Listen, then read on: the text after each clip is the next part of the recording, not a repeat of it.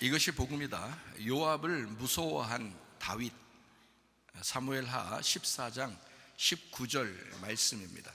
왕이 이르되 이 모든 일에 요압이 너와 함께 하였느냐 하니 여인이 대답하여 이르되 내 주 왕의 살아계심을 두고 맹세하옵나니 내 주 왕의 말씀을 좌로나 우로나 옮길 자가 없으리이다.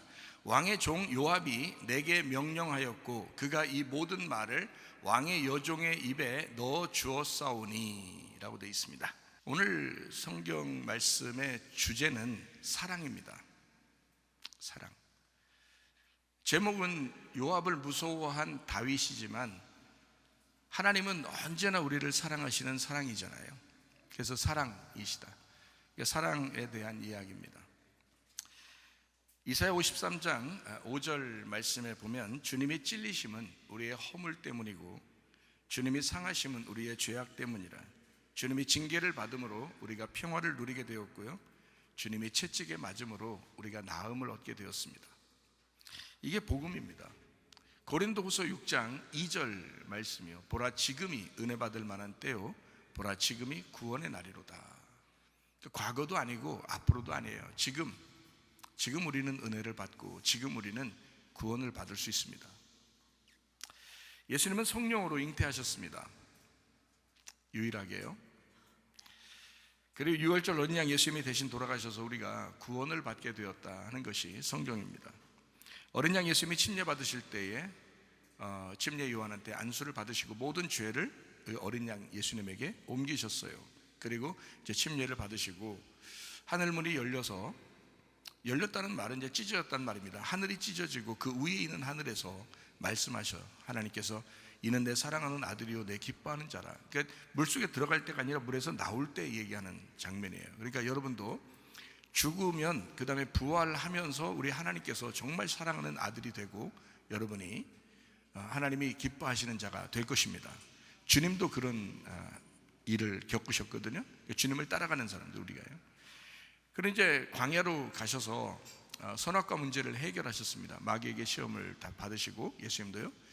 근데 그 선악과 문제에서 이제 첫 번째 아담인 아담과 하와가 선악과 먹고 넘어졌지만 예수님은 그 모든 시험을 다 이기셨습니다.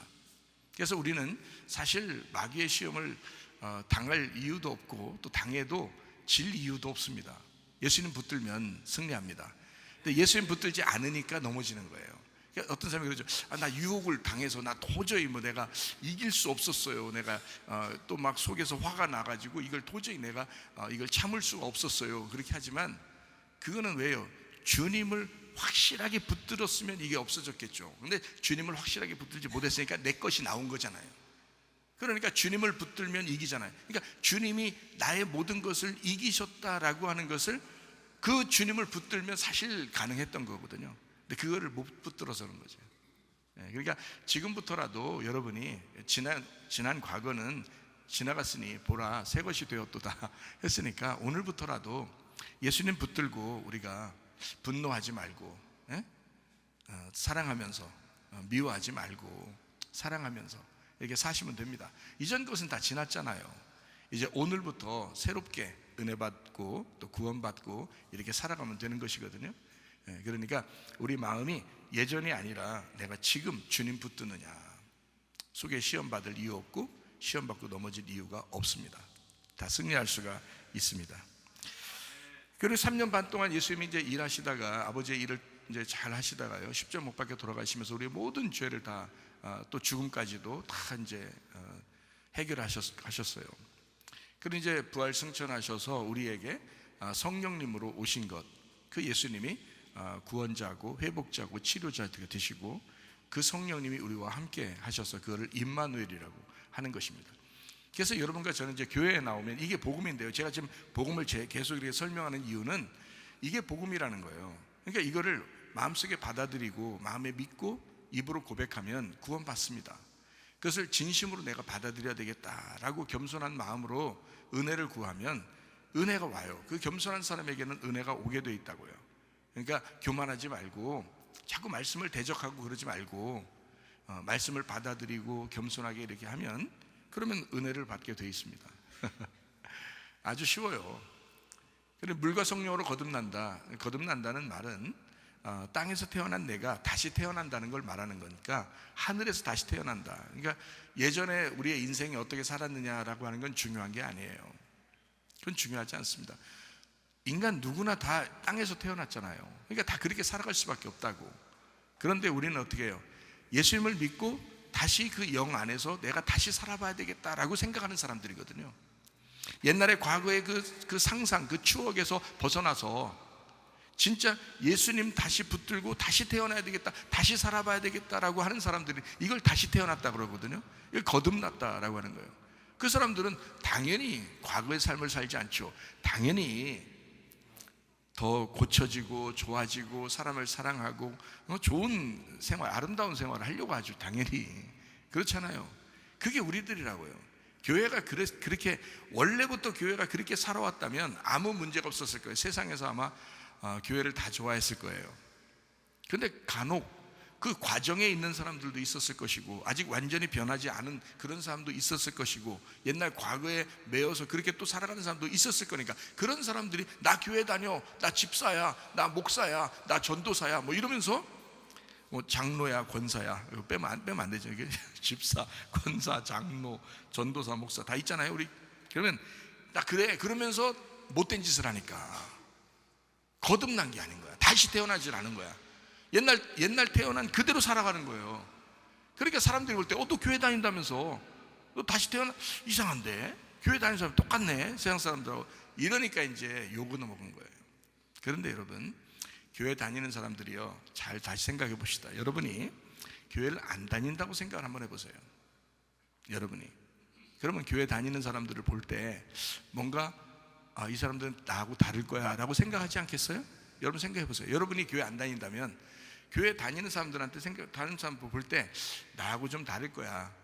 그래도 저 사람은 거룩할 거야. 저 사람은 그래도 깨끗할 거야. 저 사람은 그래도 죄 잘 안 짓고 살려고 할 거야. 그런데 더 나쁜 짓을 해. 그러면 여기서 얼마나 실망하겠어요. 세상 사람들이 얼마나 실망하겠냐고. 자기는 거룩하게 보고 있었는데 똑같이 생활하는 거야. 세상 사람 비슷해. 말하는 것도 비슷하고 행동하는 것도 비슷하고 다 이러면요 실망한다고요. 교회 다니고 싶겠냐고 그 사람들이. 근데 어떤 사람을 보니까 야 교회 다니는데 자기는 이제 뭐 별 이야기를 다 해봐요. 근데 이 사람이 굉장히 그냥 생글생글하고 그냥 그렇게 거룩하게 살려고 그러고 깨끗하게 살려고 그러고 그렇게 착하고 괜찮아 사람이. 그러면 이 사람이 볼 때 저긴 좀 다를 것 같아 이렇게 생각하지 않겠어요? 잘 생각해 보시라고. 여러분이 교회 안 다닌다면 그렇게 생각하지 않겠냐. 제가 옛날에 어릴 때 친구가 하나 있었는데요.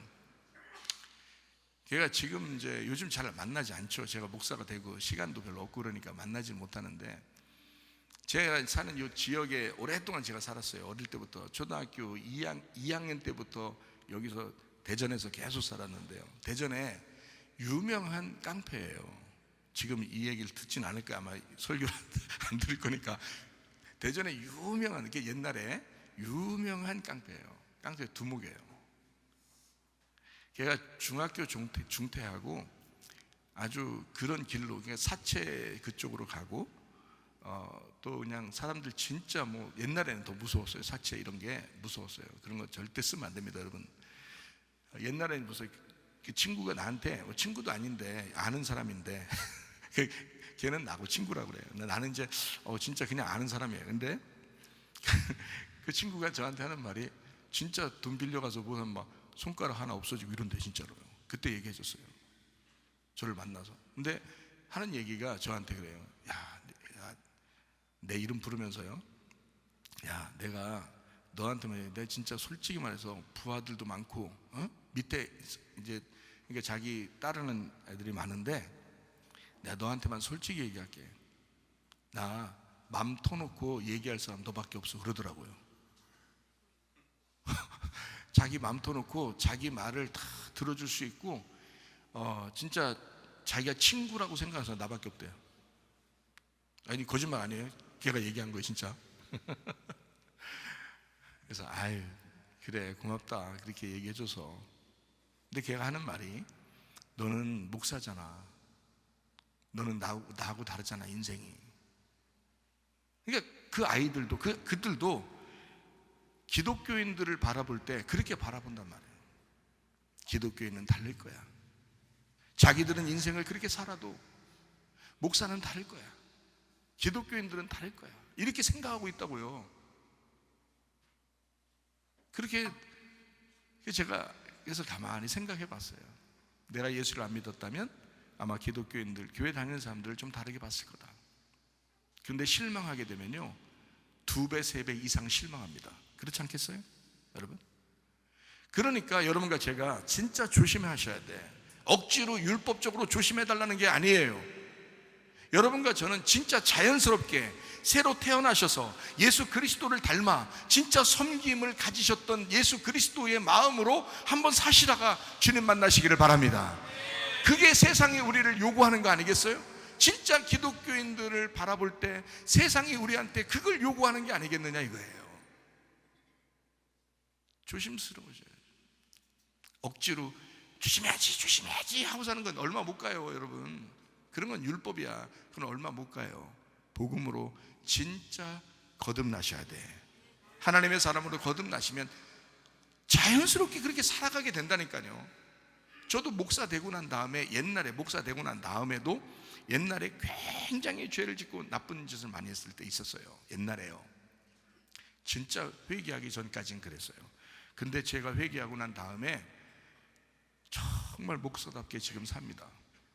진짜 지금 목사답게 살아요.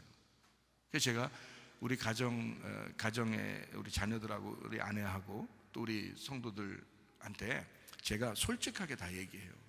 솔직하게. 난 과거에 안 좋은 사람이었다 이 말이에요. 그러니까 그때 사람들 볼 때는 목사니까 조심스럽게 살려고 했단 말이죠. 율법이었어요. 얼마 못 가요. 그거는 어떻게 하다가 또 안 되고 하다가 안 되고 노력은 하죠. 목사니까 예수 믿는 사람이니까 조심은 하죠.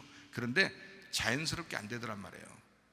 근데 제가 이제 어느 날 하나님 앞에 회개했어요. 네, 진짜 내가 하나님 나라에 가는 사람 되겠습니다. 내가 진짜 하나님의 그 사람답게 내가 살겠습니다 하고 진짜 구멍이라는 구멍에서 물이 다 나올 정도로 진짜 회개를 다 했단 말이에요.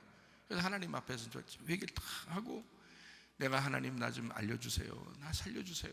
그래서 하나님 앞에 회개를 철저하게 하고 난 다음에 그러고 난 다음에 이제 하나님의 뜻대로 한번 살아보려고 해요. 그래도 나를 제 실수를 바라보거나 내 잘못을 바라보거나 할 수 있는 사람들 있죠. 사람이 털어서 먼지 안 나는 사람이 어디 있겠어요? 있겠죠.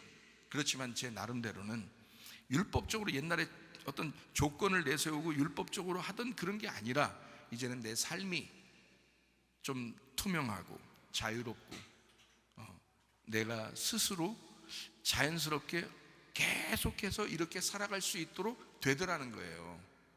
옛날에는 억지로 했지만 지금은 자연스럽게 되더라는 거야. 이게 어떤 방법이냐? 복음을 아는 방법입니다. 복음을 알게 되면 예수님께서 나를 위해 죽으셨다는데 내가 그 예수님을 믿는다는데 내가 그 예수님처럼 내가 살려고 해야 되는데 이렇게 그 주님을 따라가려고 하는 마음, 그리고 성경을 읽으세요. 성경을 읽으시고 기도하세요. 그리고 성경대로 한번 살아보려고, 그리고 말씀을 들을 때 그 말씀대로 한번 살아보려고 그렇게 한번 하세요. 그러면 계속 이게 습관이 되고 그렇게 살다 보면요 자연스럽게 됩니다. 밥을 먹듯이 자연스러워요. 배고프면 밥 먹듯이, 숨 막히면 숨 쉬듯이, 목마르면 물 마시듯이 자연스럽게 됩니다. 그게요, 억지로 되는 게 아니고요, 자연스럽게 다 돼요. 그러니까 여러분도 그런 그 복음 안에서 예수님 그 십자가 붙들고 그 부활하신 그 주님, 그 성령님 안에서 자연스럽게 내 힘으로가 아니라 주님의 힘으로 내가 살아봐야 되겠구나라는 그런 마음을 내면요 자연스러워져요. 어려운 사람 보면 불쌍히 여기게 되고 도와주고 싶어지고요. 자연스럽게요. 억지로 내가 도와주면 나한테 하나님이 좋게 봐줄 거야, 복 내줄 거야, 이런 게 아니라 아무것도 안 줘도 되는데 어려운 사람이 있으면 도와줘야지 하는 마음이 생겨나요. 자연스럽게. 그죠? 어떤 사람이 이렇게 싸우고 분노하고 화내고 그러면 안 그랬으면 좋겠는데 하는 그런 마음이 들고요. 그죠? 어떻게 하면 좀 화해를 시켜줄까 하는 그런 마음도 들고요. 또 어떤 사람 사랑하도록 또 교회에서 어떻게 하면 하나가 될 수 있을까? 가정들이 서로 어떻게 하면 하나가 될 수 있을까? 그렇게 자꾸 얘기해 주게 되고요, 생각하게 되고 자연스럽게 되더라는 말이에요. 자녀들이 요즘에 잘못 자라나면 막 부모에게 반항하고 그러거든요, 잘못하면요. 그래서 이거는 어떻게 하면 이 자녀들이 부모에게 효도하게 할 수 있을까? 어떻게 하면 부모하고 자녀가 하나 되게 할 수 있을까? 이것도 계속 연구하고 그럽니다. 자연스럽게 그렇게 만들고요. 그래서 우리 기도학교 다니는 학생들이 부모하고 관계가 굉장히 좋아지잖아요. 그렇게 가르치니까. 예. 그런 진심이란 말이에요. 내 속에 진심이라고요. 예. 그러니까 요에 억지로 이렇게 뭐 잘 보이려고 얘기하는 게 아니라 실제 내 마음이란 말이에요. 그러다 보니까 주변에 있는 사람들이 나 때문에 행복하다고 하고 나 때문에 기쁘다고 하고 그런 일들이 생기더라는 거죠. 너무 감사하죠. 예. 여러분도 그런 삶을 사시기를 바랍니다. 예. 고린도 전서 1장 10절의 말씀에 보면 같은 말을 하고 같은 생각을 품고요, 같은 마음을 가지고 그리고 같은 판단력을 가지고 살아가야 된다, 이렇게 했습니다. 히브리 13장 8절에 예수는 그리스도시다, 어제나 오늘나 영원토록 예수는 그리스도가 되신다라고 했습니다. 사도행전 4장 12절에 예수 그리스도 이름 외에는 우리 구원자가 없어요. 그래서 우리는 뭐 사람들이 너희들 기독교만 다야? 뭐 기독교만 천국가? 뭐 너희들 좀 너무 편협적인 것 같아. 너희들 좀 마음 좀 넓혀, 이렇게 아무리 말해도 우리는 이제 그 부분만큼은 어떻게 해요? 아니야, 예수님이 우리를 구원하러 오셨어. 예수님 이름 외에는 구원자가 없어. 그래서 우리는 예수님 믿는다고 하는 거야. 다른 사람들을 뭐 무시해서 그런 게 아니라 예수 그리스도가 우리의 구원자가 되시니까 그렇게 솔직하게 얘기할 수밖에 없는 거야 라고 그렇게 우리는 주장을 합니다. 갈라디아서 2장 20절 말씀 보니까요, 우리가 사는 것은 내 믿음이 아니라 예수 그리스도 하나님의 아들의 믿음으로 살아가는 것이다, 이렇게 I live by the faith of the Son of God, 하나님의 아들의 믿음으로 우리가 살아간다 라고 우리는 주장합니다. 요한일서 4장 8절 말씀에 하나님은 사랑이라 그랬고요, 요한일서 4장 16절 말씀 보니까 하나님이 우리를 사랑하시는 사랑을 우리가 알고 믿었노니 하나님은 사랑이라, 사랑 안에 거하는 자는 하나님 안에 거하고 하나님도 그의 안에 거하시느니라. 사랑하는 사람 안에 거하신다. 그러니까 여러분이 하나님이 내 안에 없으면 어떡하지? 걱정하지 말고요, 진짜 사랑하려고 하세요. 그럼 하나님이 여러분과 함께 하십니다. 말씀을 듣잖아요. 여러분이 교회 와서 네, 교회 가서 말씀 좀 들어야 되겠다. 하나님이 여러분과 함께 하시는 겁니다. 그런 마음이 있으니까 교회 오신 거예요. 그리고 말씀을 들으려고 하는 거고요. 그게 사랑인 거예요. 그러니까 좀 더 앞으로 나아가. 그러니까 제자리 서 있지 말고 한 발자국이라도 앞으로 전진해 나가야죠. 그래 살아있는 거지. 제자리에 있거나 뒤로 후퇴하면 안 되잖아요. 그러니까 말씀을 들으려는 마음이 있어. 교회에 왔어요. 그러면 그래, 내가 말씀대로 순종해야지 하는 건 한 발자국 앞으로 나가는 거예요. 그죠? 내가 말씀 듣고 내가 사랑해야지. 그러면 한 발자국 앞으로 나가는 거예요. 그럼 살아있는 사람이란 말이에요. 살아있는 사람.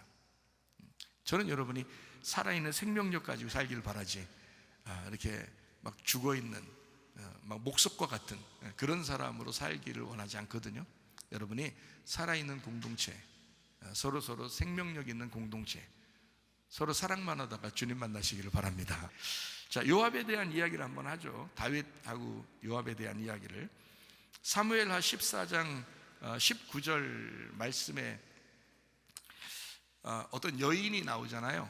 요압이 보냈다고 그래요. 그죠? 요압이 보냈다고. 이게 무슨 일이냐면 이런 일이에요. 다윗의 아들 압살롬이라는 아들이 있는데요. 압살롬, 이름이 좀 압살롬인데 이름이 이제 압살롬이에요. 이게 압살롬 이름이 참 좋은 이름인데 우리나라 단어로 말하면 압살롬, 이름이 좀 이제 안 좋은 이름 같이 보이는데 하여튼 압살롬이라는 아들이 있어요. 근데 그 압살롬이라는 아들의 여동생이 하나 있었는데 그 다말이라는 여동생이 하나 있었어요. 그런데 자기하고 형제 중에서 암논이라는 형제가 있어요. 압살롬의 형제가 암논이라는, 그러니까 다 사촌지간이죠. 이게 배다른 형제라도 이게 사촌지간이에요. 근데 이 암논이라는 이 형제가 압살롬이라는 이 다윗의 아들의 그 여동생 다말이라는 사람을 이제 범했어요.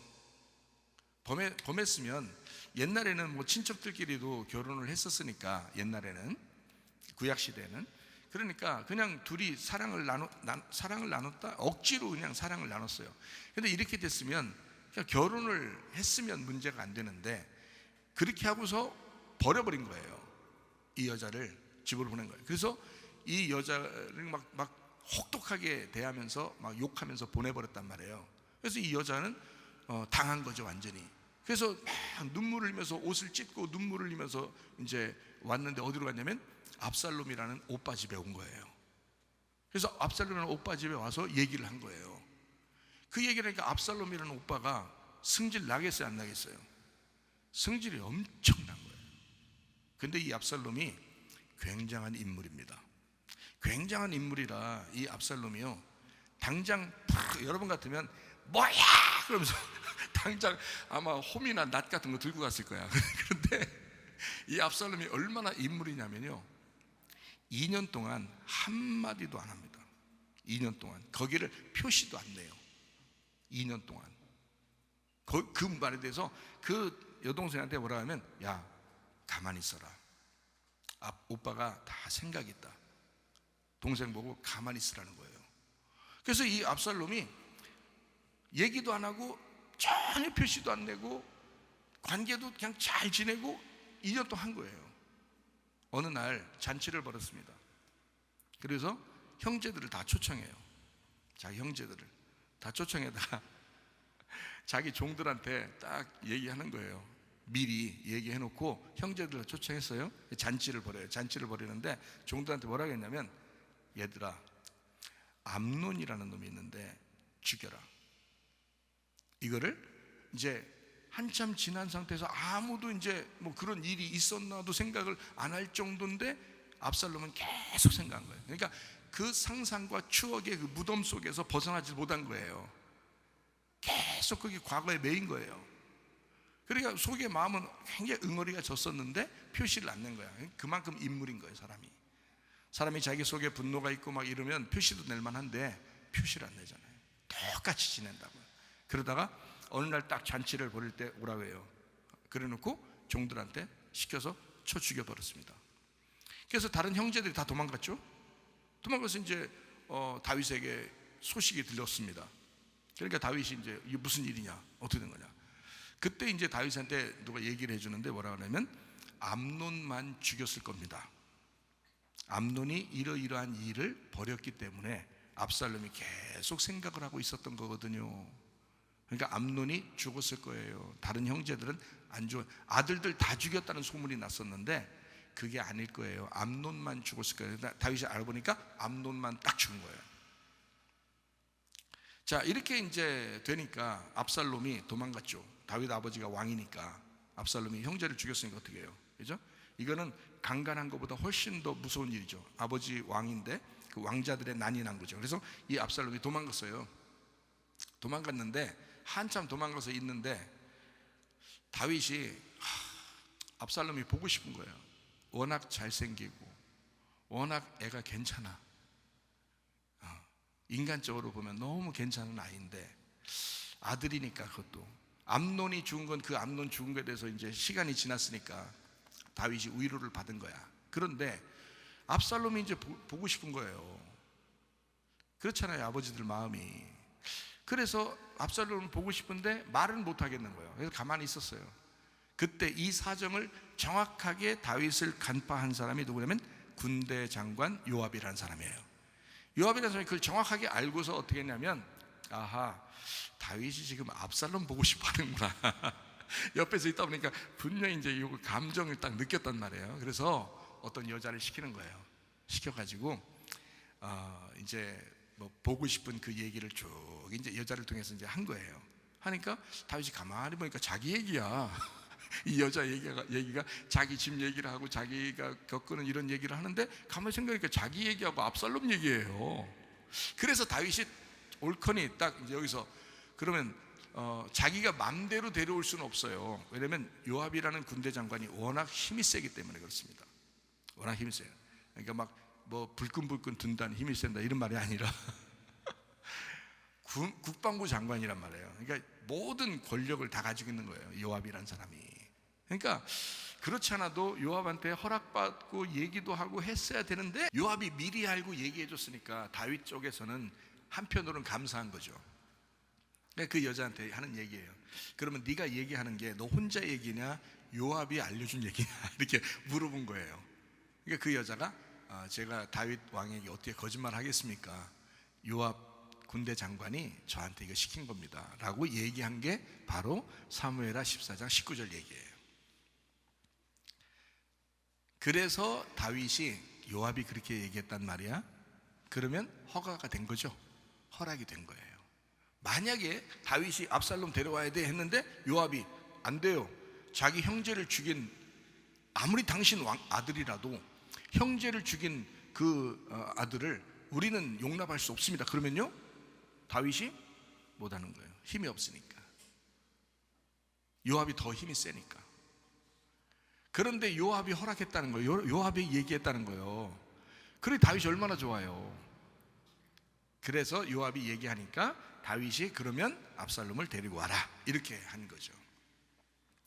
데리고 왔는데도 같이 못 본 거예요. 다윗이 조금 이제 자존심 세운 거죠. 좀 나 못 보게 해라 뭐 이렇게 한 거예요. 그 사이에 압살롬이 이스라엘 사람들을 다 자기 편으로 만든 겁니다. 그래서 반란이 일어난 거예요. 그래서 아버지를 대적하는, 그래서 아버지를 대적하니까 그 아버지 다윗이 맨발로 도망갔습니다. 여러분, 아들한테 쫓겨서. 그러면 이스라엘 백성들은 왜 압살롬에게 마음이 다 갔을까? 다윗이 훌륭한 왕인데도 왜 압살롬에게 다 마음이 갔을까? 왜 그럴까요? 응? 너무 잘생겨서? 아니에요. 백성들도 다윗의 잘못을 알고 있는 거예요. 백성들도. 그래서 다윗을 왕으로 섬기고 싶지 않은 거예요. 새로운 왕, 다시 말하면 압살롬이 사람, 형제를 죽였지만 그거는 올바르다는 겁니다. 그 사람들이 이스라엘 사람들이 생각할 때는 당연히 그 놈은, 암논이라는 놈은 죽어야 마땅한 놈이다, 율법적으로 볼 때도 죽어야 마땅하다라고 사람들을 생각하고 있었던 거예요. 근데 압살롬이 율법적으로 심판을 해버린 거예요. 그러니까 사람들 마음에는 율법적으로 심판한 아주 카리스마 있는 압살롬이라는 사람이 왕이 됐으면 좋겠다는 거예요. 어차피 다윗은 나이 먹어가는 거고 이제 지는 해란 말이에요. 압살롬은 떠오르는 태양이란 말이에요. 이해가 되시겠어요? 그래서 사람들의 마음이 다 압살롬에게 한 거예요. 참 사람들을 끝까지 믿을 수는 없죠. 하나님만 믿으셔야지. 자, 요압은 다윗의 약점을 알고 있는 유일한 사람이었습니다. 밧세바 사건 아시죠? 그래서 다윗의 약점을 요압이 알고 있었다. 요압이 원하면 다윗이 끌려다닐 수밖에 없는 상황. 이게 무슨 상황? 그런 상황. 이렇게 끌려다닐 수밖에 없는 상황이 되었다. 요압이 너무 힘이 세졌다. 요압은 이미 압살롬을 점 찍어 놨었습니다. 요압이요. 압살롬 괜찮은 놈이야, 다윗 다음에 왕 됐으면 좋겠어 라고 딱 점 찍어 놓은 거예요. 너무 괜찮은 놈이니까. 요압이 결정하면 어떻게 돼요? 따라야 되겠죠. 요압이 결정하면 따라야 돼요. 그만큼 강력하단 말이에요. 자, 요압이 부탁하면 들어줘야 될 그 다윗의 모습 어땠을까? 초라하잖아요. 왕인데 엄청 초라한 거예요. 힘이 없어요. 어느 단체나 그렇죠, 어느 가정에도 아버지가 가장인데 아버지가 힘이 없어. 교회에 어떤 목사님이 힘이 없어. 어떤 교회는 나라의 왕인데 다윗이 힘이 없는 거예요. 이름만 왕이요. 초라하죠. 초라합니다. 근데 여러분의 가정의 가장인 아버지를 여러분이 힘이 없다고 해서 무시할 수 있나요? 존중해 드려야 됩니다. 교회 목사를 힘이 없다고 해서 여러분이 더 힘세다고 해서 무시하면 되나요? 그렇지 않죠. 존중해 줘야 됩니다. 나라의 지도자도 힘이 없다고 해서 무시하면 되나요? 그렇지 않죠. 자, 다윗 시대에도 똑같은 현상이 벌어졌는데 사람들이 다윗을 초라하게 만들었단 말이에요. 다윗은 결단해야만 했습니다. 요압을 처단하는 일. 자, 요압을 그대로 둬서는 자기 아들이 왕이 돼야 되는데, 그게 누구예요? 솔로몬이잖아요. 솔로몬이 왕이 돼야 되는데 그거를 요압이 살아있는 한 안 된단 말이에요. 자, 이해가 되시겠어요? 그러면 다윗은 생각을 할 거예요. 이해가 되죠? 다윗 생각. 자, 요압을 살려둘 거냐, 저 요압을 죽여버릴 거냐 생각을 하겠죠. 왜냐하면 솔로몬을 왕으로 세우려면, 솔로몬이 왕이 되지 않고 뭐 아들 중에서 뭐 압살롬이든 아도나이든 솔로몬이든 뭐 아무나 그냥 대라, 그냥 니네끼리 그냥 제비 뽑아서 되든지 뭐 싸워서 되든지 그냥 해라. 그러면 다윗 상관없어요. 상관 안 해도 돼요. 근데 솔로몬을 하나님이 딱 점찍어 놨단 말이에요. 하나님은 솔로몬을 점찍어 놓고 요압은 압살롬을 점찍어 놨단 말이에요. 그러니까 이거 어떻게 해야 돼? 그러니까 다윗은 솔로몬을 하나님이 선택해 놨으니까 이 솔로몬을 왕으로 세워야 되겠어. 그러려니까 요압이라는 사람이 살아있으면 계속 약점이 잡히는 거예요. 자기 아들이니까 계속 약점이 잡혀가지고 요압이 하라는 대로 다 할 거란 말이에요. 요압은 더 나이가 많았고 솔로몬은 어리고. 생각을 해보시라고. 그 안 되겠다. 다윗이 요압을 처단해야 되겠구나. 근데 자기는 군사령관이라고 하는 이 요압을 어찌할 수 없는 사람이란 말이에요. 자기 살아있는 동안에 분명히 요압을 처단하긴 해야 되는데 못하는 거예요. 힘이 없으니까. 힘이 안 되죠. 이때 누가 나서야 돼? 솔로몬이 나서야 됩니다.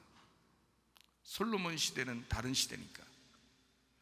만약에 모든 사람이 솔로몬을 왕으로 딱 섬기게 되면 그때 솔로몬은 가능하다는 거예요. 근데 지금 다윗은 요압에게 직접적으로 약점을 잡힌 사람이고 요압 앞에서 힘이 없는 왕이란 말이에요. 그러니까 솔로몬 시대가 열려져야 되거든요. 그래서 다윗이 솔로몬에게 귀띔을 해줍니다. 솔로몬에게, 야, 너 반드시 요압 죽여야 돼. 자기 때에서는 요압을 죽일 수가 없어요. 그러니까 솔로몬에게 귀띔을 해주는 겁니다. 자, 그게 열왕기상 2장 6절입니다. 내 지혜대로 행하여 그의 백발이 평안히 스올에 내려가지 못하게 하라. 자, 9절 또 있습니다.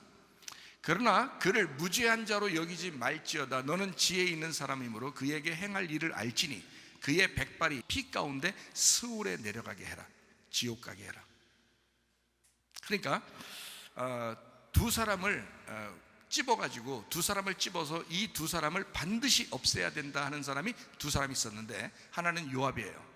하나는 시므이라는 사람입니다. 시므이라는 사람은 어떤 사람이냐면요, 다윗이 압살롬에 쫓겨가지고 도망가는데 거기다 대고 돌 던지고 막 먼지 뿌리면서 이 나쁜 놈아, 네가 죄졌으니까 이렇게 됐지 하면서 막 돌 던지고 이런 사람이에요, 시므이가. 다윗이 가슴이 얼마나 무너지겠어요. 얼마나 그 왕으로서 진짜 비참하고 괴로웠겠어요. 그래서 그 군대 장관 옆에 이제 또 그 다윗을 따르던 장군이 있었는데, 그 장군이 그래요. 너무 보기가 민망하니까, 왕이시여, 제가 가서 저를 죽일까요? 하니까 다윗이, 내비둬라. 저가 욕하는 것도 하나님이 시켜서 하는 거 아니겠느냐. 저가 욕하는 것도 나는 욕을 넘어서 마땅한 놈이다 하면서 그냥 도망가요, 맨발로. 여러분, 이게 다윗의 그 초라함이었거든요. 그때 그렇게 비난하고 욕하던 사람이 시므이라는 사람입니다. 근데 다윗이요, 죽을 때쯤 돼서 다윗의 아들 솔로몬에게 유언을 하는 거예요. 유언이 무슨 내용이냐면요, 다른 유언도 있겠지만 굉장히 중요한 내용 중에 하나가 요거예요. 요압하고 시므이를 반드시 죽여야 한다. 이들을 죽여야 우리의 나라가, 이 하나님의 나라가 바로 세워진다.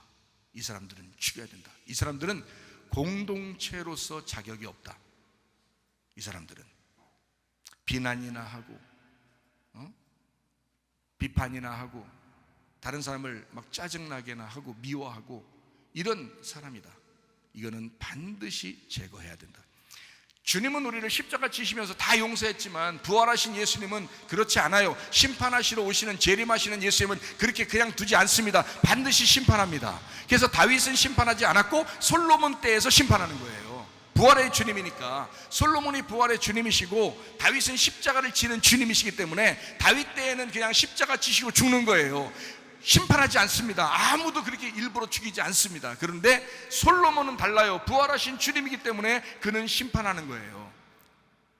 여러분 다 보고 계셔요. 여러분 생활하는 거, 여러분 생각하는 거 다 보고 계셔요. 주님이 가정과 교회에 이 심판받지 않도록 가정과 교회 공동체를 위하여 여러분 자신을 내려놓으시고 회개하시고 서로 하나가 되시기를 바랍니다. 그게 우리가 해야 할 이 사랑이란 말이에요. 주님은 그걸 원하신다고요. 자, 요압을 반드시 죽여라. 시므이를 반드시 죽여라. 어려울 때 다윗을 도왔던 바르실레라는 사람이 있었는데 그 사람에게는 은총을 베풀어라. 다윗이 어려움 당할 때, 그때 힘들지만 와서 그 다윗의 편에서 도와줬던 사람이 있어요. 먹을 걸 제공하면서. 그게 바르실레라는 사람이에요. 어느 가게 이름이 바르실레던데요. 거기가 수선집이던데 보니까 바르실레. 어쨌든 이 바르실레라는 그 이름도 잘 줘. 사람들이 보면 참 희한해요. 이름도 잘 줘요. 바르실레라는 이 사람에게는 은총을 베풀어라고 유언을 남깁니다. 그러니까 이 유언은 솔로몬 때에서 이루어지는데 이것은 주님의 재림 때의 심판과 같은 거거든요. 여러분이 주님 다시 만날 때는요, 진짜 애누리 없습니다. 심판을 받을 것이냐 아니면 정말 그때 은총과 귀중히 여김을 받을 것이냐, 여러분의 지금의 믿음의 선택입니다. 지금 어떻게 살 것이냐, 지금 여러분이 어떻게 살아가고 있느냐, 거기에 여러분이 달려있는 거예요. 앞으로의 심판은. 그러니까 지금 여러분이 은혜 안에서 살아가시기를 바랍니다. 네.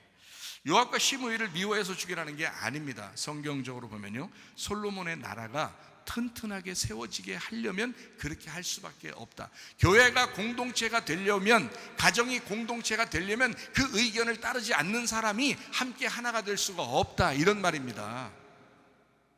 그래서 제거하라는 거예요. 뭐 어떤 사람 미워하고 죽여라 이런 말이 아닙니다. 성경은 이미 지난 과거에 대한 이야기를 지금 현재 우리가 이 말씀을 읽으면서 지금 우리 교회에 적용하는 말씀들이거든요. 그러면 여러분 속에 요압과 시므이가 있단 얘기예요. 여러분 속에도 사람 눈치나 슬슬 보면서 여러분 공동체에 하나 되지 아니하고 서로 사랑하지 아니하고 미워하고 비판하고 판단하고 그런 마음이, 요압과 시므이 같은 마음이 있다는 거죠. 여러분 마음속에도. 그거를 제거하라는 거야. 그게 제거가 돼야 솔로몬의 나라, 부활의 나라, 하나님의 나라, 그 교회가 튼튼해진다, 그 말이에요. 여러분 이해가 되시겠죠?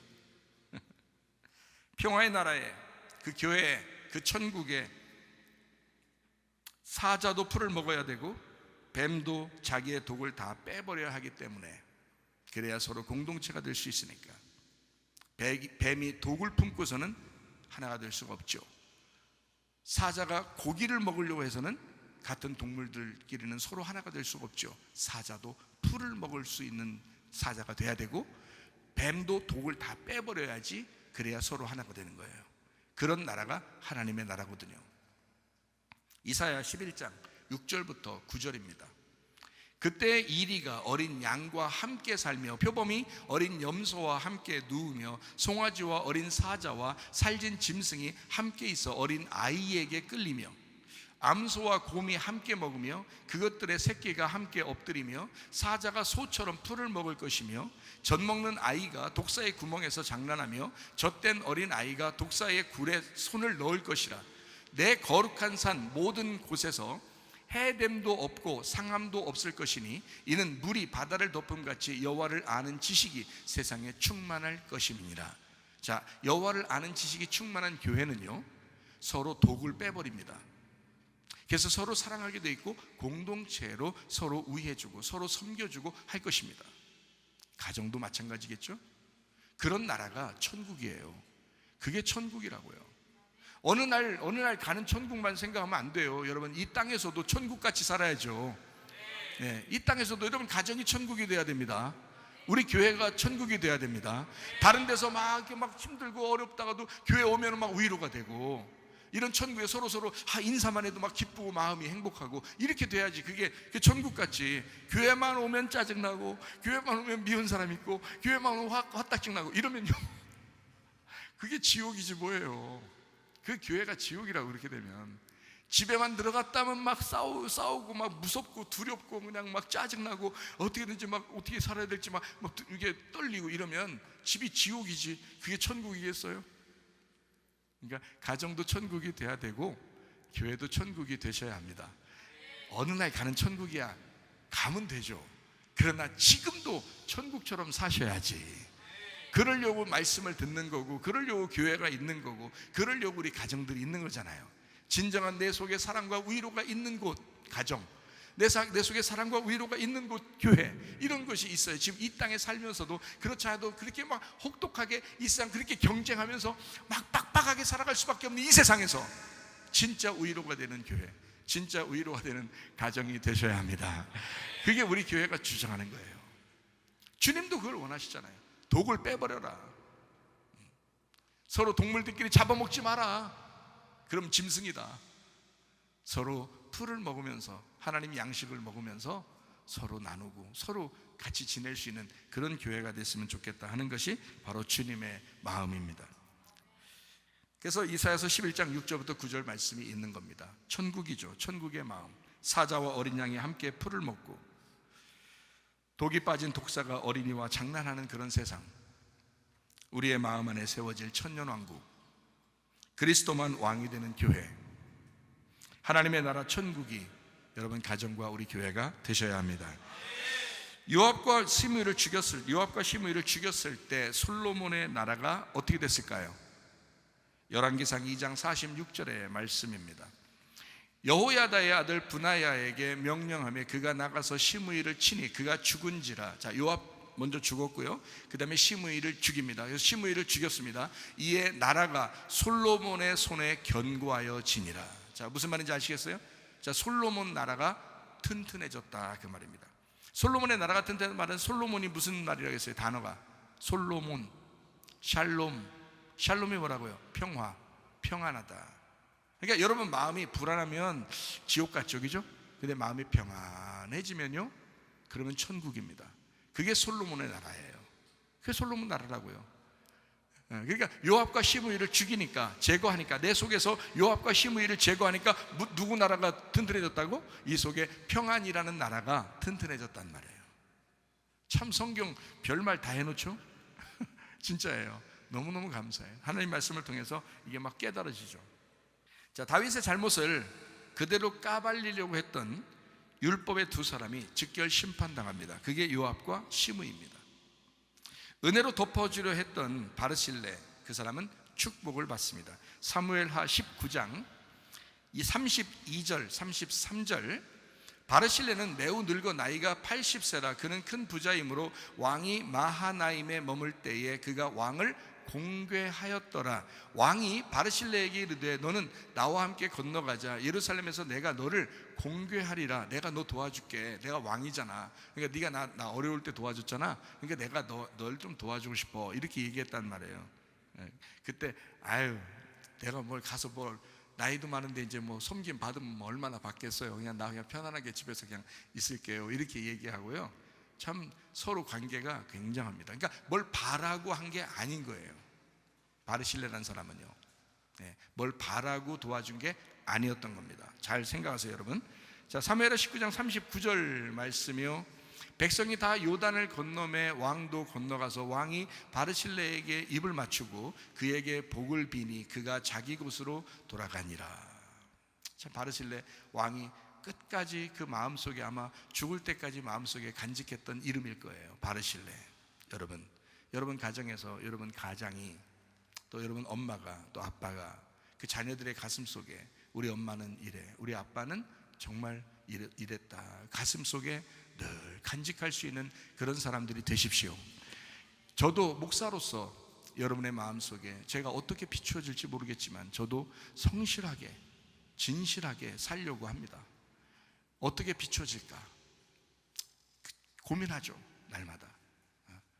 그러니까 그 마음속에 다윗의 마음속에 바르실레가 있었던 것처럼 우리 성도들 마음속에 내가 있었으면 좋겠다. 그런 그 섬김의 그 마음, 그것을 좀 알아줬으면 좋겠다는 그런 것이 제 속에도 있거든요. 여러분 가장들이요, 자녀들한테 무시당하지 말고 진짜 여러분이 자녀를 충분히 섬기고 사랑함으로써 그 자녀들의 마음속에 여러분을 생각할 때마다 죽을 때까지 그 자녀들의 가슴 속에 여러분이 좀 있기를 바랍니다. 그러면 얼마나 좋겠어요. 가정이 얼마나 행복하고 좋겠어요. 그게 지금 바르실레와 다윗의 관계였단 말이에요. 아름답죠? 이렇게 아름다운 이야기도 있어요, 성경에. 자, 좋은 나무는 좋은 열매를 맺어 살게 되어 있습니다. 나쁜 나무는 나쁜 열매를 맺고 살게 되어 있습니다. 은혜의 나무는 생명이라는 복된 좋은 소식의 열매를 맺게 되어 있습니다. 그런데 선악을 아는 지식의 나무는 심판이라고 하는 율법의 열매를 맺게 되어 있습니다. 그래서 나무를 볼 때요, 그 열매를 보면 나무를 알 수 있어요. 무슨 열매를 맺을 것이냐라고 하는 그 나무를 볼 때는 열매를 보면 그게 무슨 나무인지 알잖아요. 여러분의 열매가 뭘로 나타날까? 여러분의 열매가 어떤 것으로 나타날까 보면 아는 것입니다. 예수님은 진리의 나무예요. 그러니까 그분에게는 진리가 나오는 것입니다. 여러분이 진실하려고 노력하는 게 아니라 여러분이 진리의 말씀을 자꾸 듣다 보면 여러분은 진실해집니다. 그게 열매니까. 그러나 여러분이 자꾸 이 세상 풍파에 너무 휩쓸리다 보니까 자꾸 자기도 모르게 자꾸 옹졸해지고 힘들어지고 이래서 자기가 자꾸 선악으로 판단하고 비판하고 이렇게 쪼들리게 살다 보면 열매가 그렇게 나타나게 돼 있어요.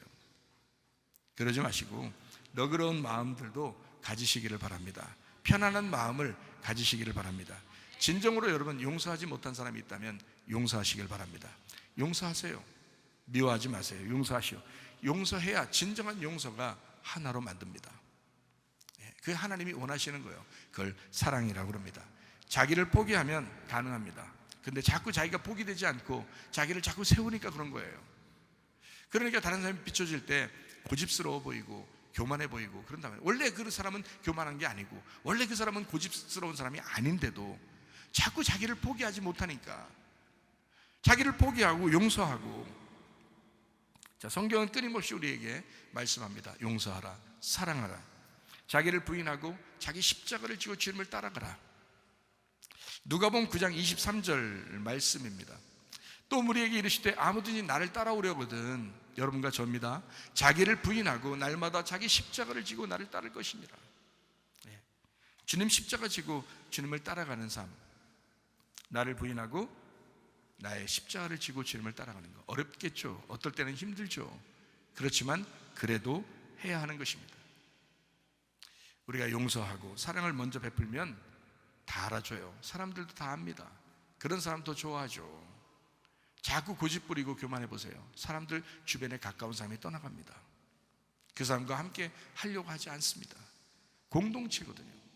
가정도 공동체, 교회도 공동체, 사회도 공동체거든요. 공동체라고 하는 건 다른 사람을 위하여 대부분 이타적이어야 사람들이 좋아하거든요. 그러니까 자기 중심적으로만 살지 말고 이타적인 삶을 살 때 사람들이 좋아하잖아요. 그러니까 자기를 포기할수록 이타적인 삶을 살게 되거든요. 어려운 사람들도 돌아보고요. 여러분, 그게 교회죠. 그런 삶을 앞으로, 그래서 우리 교회는 예배와 선교를 굉장히 중요시합니다. 예배를 드리는 사람은 선교해야 하고, 선교라는 건 구제까지 포함하는 겁니다. 구제하고 어려운 사람 도와주고 하는 거. 선교를 하고 구제한다는 것은 예배를 제대로 드리게 하기 위해서입니다. 그러니까 예배와 선교는 아주 이 두 기둥과 같아요. 교회에서 아주 중요합니다. 가정에서도 교회에서도 그렇게 살다 보면 얼마나 감사하겠어요. 주님이 원하시는 것이 있어요. 서로 사랑입니다. 요한복음 13장 34절 35절 말씀이거든요. 새 계명을 너희에게 주노니 서로 사랑하라.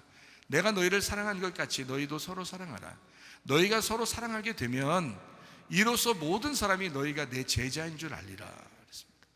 여러분, 우리 교회에 있는 사람들 서로 사랑하시길 바랍니다. 가정에 돌아가셔서 여러분 가정이 서로 사랑하시길 바랍니다. 그게 공동체고 서로 사랑하는 것. 요한일서 4장 8절 한번 읽습니다. 사랑하지 아니하는 자는 하나님을 알지 못하나니 이는 하나님은 사랑이십니다. 하나님 자체가 사랑이래요. 요한 1서 4장 21절 하나 읽고 마치도록 하겠습니다. 우리가 이 계명을 주께 받았나니 하나님을 사랑하는 자는 또한 그 형제를 사랑할지니라. 여러분과 제가, 가정과 교회가 진정으로 공동체 생활함으로써 서로 하나 되고 서로 사랑하다가 주님 만나시기를 바랍니다.